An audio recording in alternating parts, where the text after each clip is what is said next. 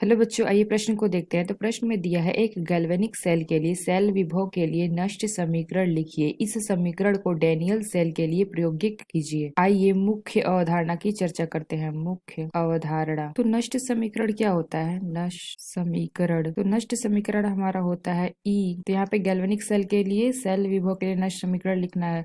तो हो जाएगा ई बराबर ई नॉट माइनस 2.303 बट्टे NFRT log के। तो यहाँ पे हमारा ई सेल क्या है? ई सेल सेल का विद्युत वाहक बल, और ई नॉट सेल हमारा क्या है? ई नॉट सेल यह हमारा है मानक सेल विभव, और आर हमारा क्या है? आर हमारा है नियतांक, और टी क्या है? तापमान, और के क्या है? तो के हमारा क्या होता है? के हमारा होता है अभिक्रिया भागफल। तो प्रश्न में क्या दिया है कि डेनियल सेल के लिए समीकरण लिखिए। तो आइए देखते हैं। तो डेनियल सेल क्या होता है? तो जो हमारा डेनियल सेल होता है, डेनियल सेल में जिंक इलेक्ट्रोड को ZnSO4 के विलयन में, और Cu को यानी कि कॉपर को CuSO4 के विलयन में रखते हैं। तो यहाँ पे जो हमारा Zn है यानी कि जिंक, तो जिंक किस पे होता है? एनोड पर होता है। और एनोड पे क्या होता है? ऑक्सीकरण की क्रिया होती है।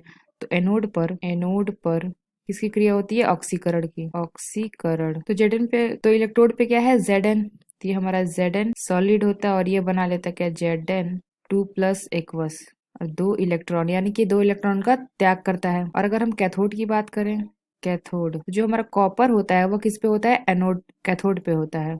कैथोड पे क्या होता है? अपचयन की क्रिया होती है। अपचयन की क्रिया होती है। तो इसमें क्या होता है? यह पे होता है Cu2+ एक्वस, और प्लस 2 इलेक्ट्रॉन ग्रहण करता है, और ये बना लेता है क्या? Cu solid. तो अगर हम इसको जोड़ दें तो यहाँ पे क्या होता है? 2 इलेक्ट्रॉन निकट जाएगा, और हमें क्या प्राप्त होगा? Zn solid plus Cu2+ aqueous, और इधर प्राप्त होगा Cu solid plus Zn2+ aqueous. तो इसके लिए हम नष्ट समीकरण क्या लिखेंगे? तो अगर इसके लिए हम नष्ट समीकरण देखें तो ये हमारा ई सेल बराबर ई नॉट माइनस 2.303 RT बटे N, और ये हो जाएगा लॉग।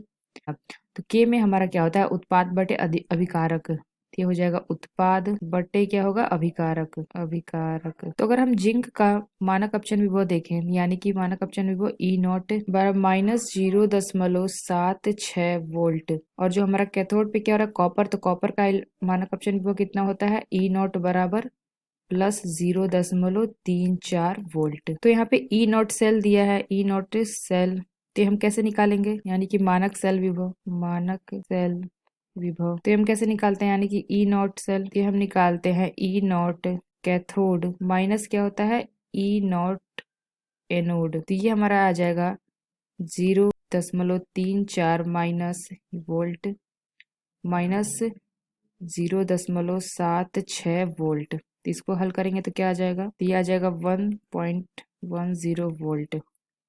तो ये हमारा क्या आ गया? ई नॉट सेल। तो ये जो हमारा फॉर्मूला आया था, इसमें हम सारी अपनी वैल्यू रख देंगे। तो हमारा ई नॉट सेल हमने निकाल लिया, और यहाँ पे उत्पाद बटे अभिकारक की सांद्रता, तो उत्पाद की सांद्रता कितनी है? यानी कि Zn2+ की, तो ये आ जाएगा 1, और अभिकारक की सांद्रता भी 1 आ जाएगा। तो इसको हम रख देते हैं अपने वैल्यू को। तो जो हमारा सूत्र क्या था? ई सेल बराबर ई नॉट सेल माइनस 2.303 बटे NF था। यहाँ पे हो जाएगा log Zn2+ बटे Cu2+। तो यहाँ पे हमने निकाला था ई नॉट सेल की वैल्यू, तो हम अगर यहाँ पे रख देते हैं तो हमारा समीकरण क्या आ जाएगा? ई सेल बराबर ई नॉट सेल कितना है? 1.10 वोल्ट माइनस 2.303 RT बटे N हमारा क्या होगा? 2 होगा। इलेक्ट्रॉनों की संख्या कितनी थी यहाँ पे? इलेक्ट्रॉनों की संख्या कितनी थी? 2 इलेक्ट्रॉन की। Zn2+, तो ये हमारा हो जाएगा log Zn2+ की सांद्रता बटे Cu2+ की सांद्रता। तो ये आ गया हमारा समीकरण। तो डेनियल सेल के लिए नष्ट समीकरण इस प्रकार लिखा जाएगा। तो आशा करते हैं आपको समझ में आया होगा। धन्यवाद।